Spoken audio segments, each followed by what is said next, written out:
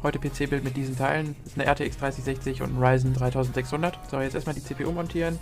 Da ist schon Wärmeleitpaste drauf. Dann jetzt hier die SSD reinschrauben. Das dauert ein bisschen. Ja, jetzt der RAM. Einfach reinklicken und jetzt den Kühler platzieren. Da muss man aufpassen, dass man die Schrauben ungefähr auf die gleiche Zugkraft bringt. So, jetzt ins Gehäuse rein. Reinschrauben. Anschließen. Fertig ist. Dann kommt auch schon die Grafikkarte. Einfach in den Slot rein. Anschließen. Die Schraube drehen. Fertig. So, jetzt noch die Kabel hinten rein. Dann vorne zuschrauben. Und dann ist der PC schon fertig.